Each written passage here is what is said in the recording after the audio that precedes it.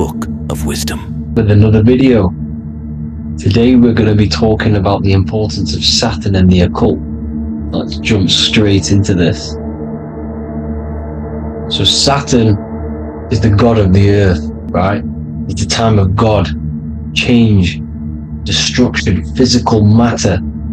He creates and destroys, because the energy of Saturn is the key to crystallization.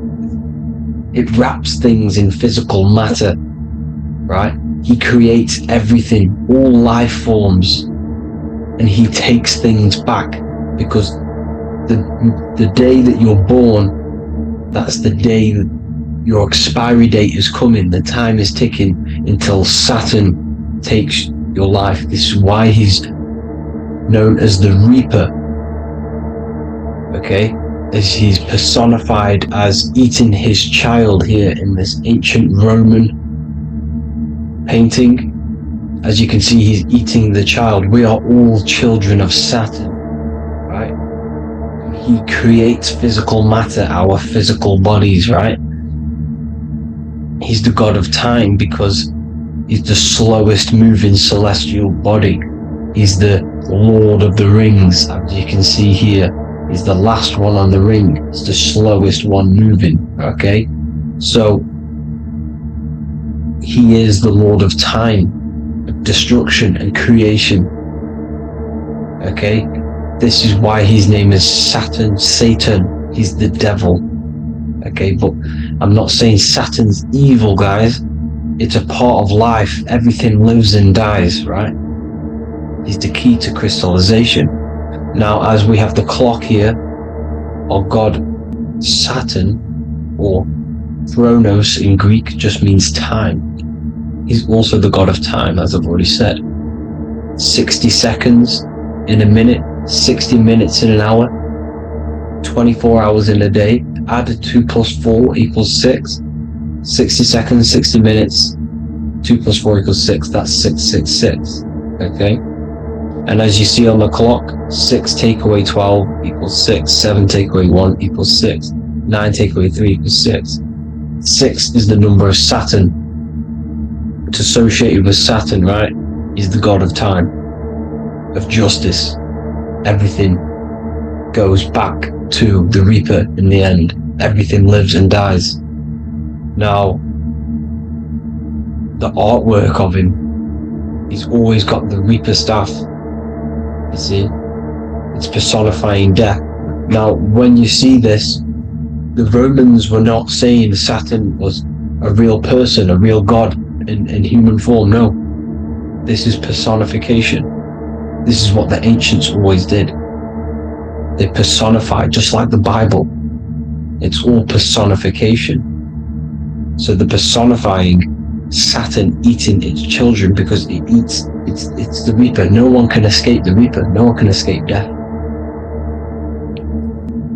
Now, Saturn is 666, which is in the Bible the number of the beast, right? The number of the beast, Satan, 666, right?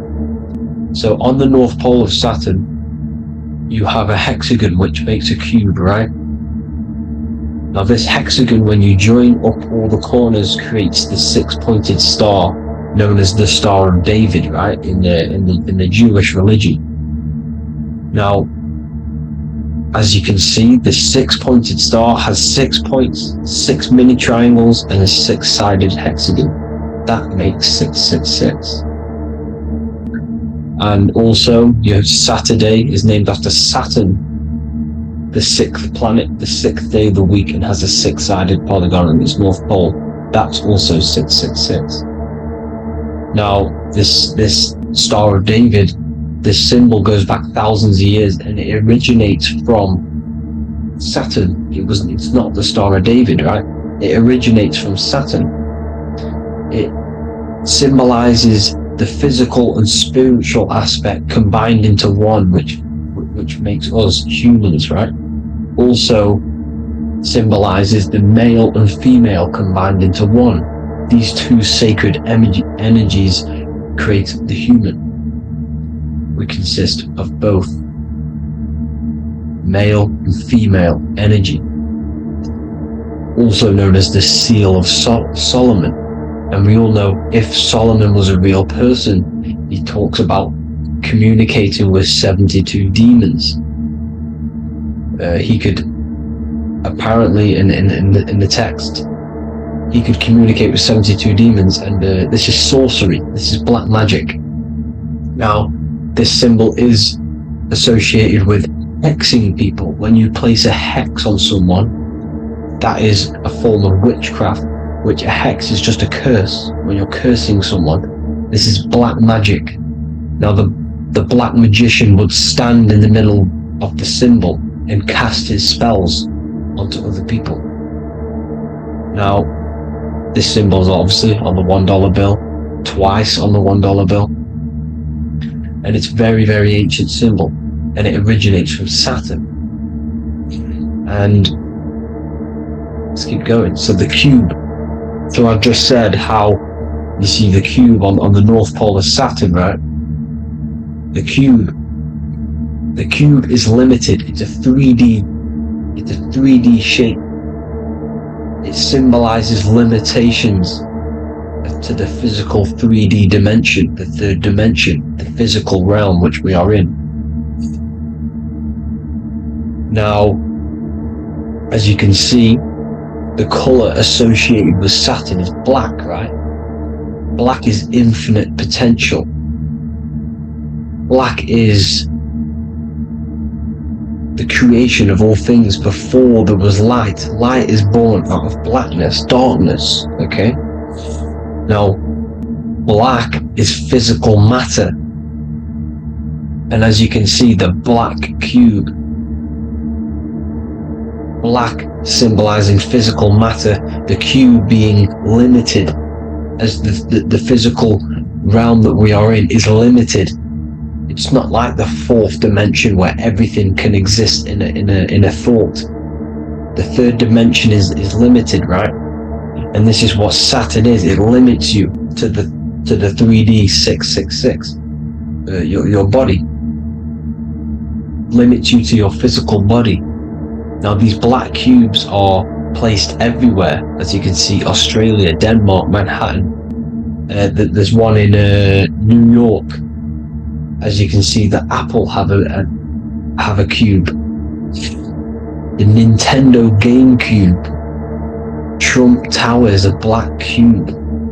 This is worshipping the energy of Saturn, the god Saturn. Okay, it's not a god, it's a celestial energy. However, it rules over Earth because it pretty much created the physical realm. Now, as you see, when you go to a funeral, you wear black, a black suit symbolizing Saturn, which is the color associated, black. And as you see in Mecca, they walk around the black cube in rings. As you can see here, they're stood around in rings, like the rings of Saturn. The Mercedes symbol. I probably wouldn't notice that, but yes, it's Saturn. And when you graduate from university, you wear a black cube on your head. This is all symbolizing Saturn. Okay?